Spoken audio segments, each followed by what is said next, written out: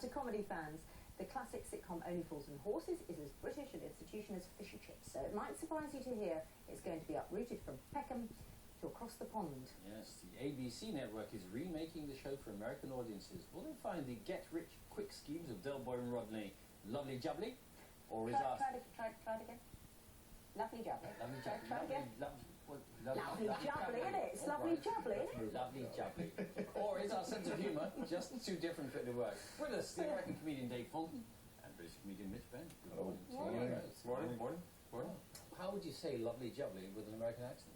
You wouldn't, because it's like me saying, you know, wanker or something Oh, else. no.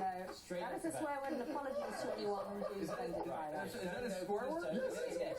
Oh my gosh, I'm so sorry. What is the American equivalent of lovely jubbly?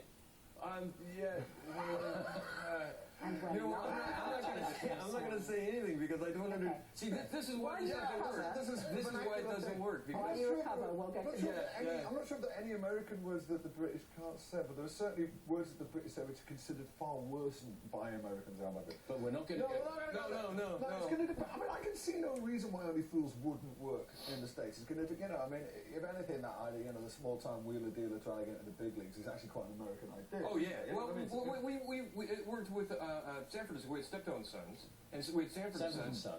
With Red Fox. And so what's going to work, I think, is like with the Only Fools and Horses, you had such a great cast behind that, and I think if they cast it correctly, it will work. It will work. It won't be a matter of like it's got to be set in Peckham. It'll be a matter of this is going to be really funny because we have these really great comedic actors. Why, though, do some comedies work when they go overseas? Like you say, Steptoe & Son with Stanton & Sons. Shameless has been incredibly successful. How's that working? Really?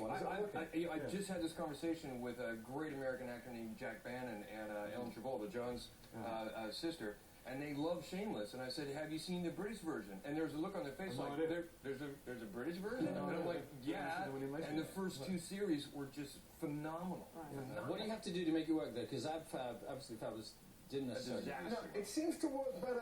I mean, there are more instances of British sitcoms working as an American remake than coming over the other way, and I think it's because there's a basis of methodological differences. Well, also you have to remember here it's they break. You know, they'll get one person who writes everything. Whereas in the States it's written by a committee. Yeah, and it's largely because of the sheer volume of stuff. That means you get homogenized humour, though. No. It's because, well, first off, in America we're more accountable to sponsors and we have like the advertising like this. And here.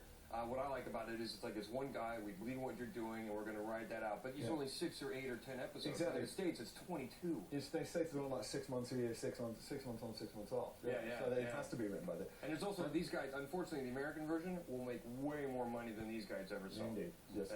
Yeah. Ab-Fab didn't work. Fawlty Towers, they've tried Fawlty Towers a number of times in the States. No, it didn't work. Oh my God. What I think is it gets back to what we're saying. If you look at the great American sitcoms, they tend to have much looser formats than the British sitcoms. You know what I mean? What was Seinfeld about? It was deliberately about nothing. What was Friends about? It was, a bunch of good-looking people aged from their mid-20s to their mid-30s in a cafe. You know what I mean? But that's it.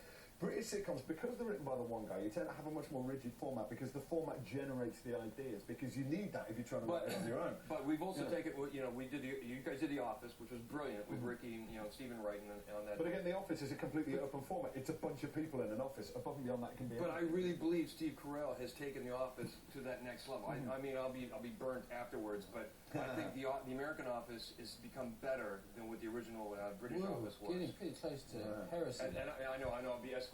Where that's not why you're going to be escorted. No, exactly. There are other reasons for that.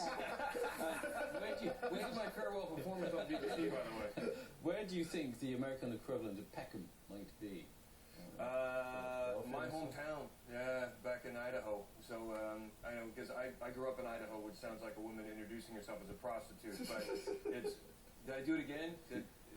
No, you're just I'm dancing on the edge. But no, there are some. The thing is about I read where they were saying that there no American town wants to make say, hey, we're like Peckham. But I think you'd be really surprised. There's a lot of towns in the States that goes, yeah, this is very good, but yeah, this is where they shot this kind of thing. So I don't think they're going to have a problem finding someplace that's the equivalent of Peckham. Yeah, no, it could work. You just need somewhere suitably sort of shabby, but not that downtrodden, I suppose. Yes. Camden, New Jersey. Camden, New Jersey. There is a Camden, New Jersey. Yeah, anything in New Jersey. Okay.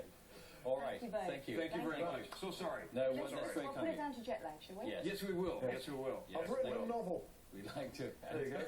Oh, out of bell. I had to get my plug in. Mitch has written a novel. I just delivered the manuscript for my first novel this week. Sorry, Thank everybody you. wanted to see if I could get that Thank in you. before they kick me off. Okay, and you. If that's he's what going to say rude happens. words, I'm going to put And me... Dave, so Mitch has written a novel. Dave's apologising. We're very sorry. And That's what see you happens soon, when you guys. invite two comedians on the programme Yes. first thing in the morning. We asked for it. Coming It's up. 6:30.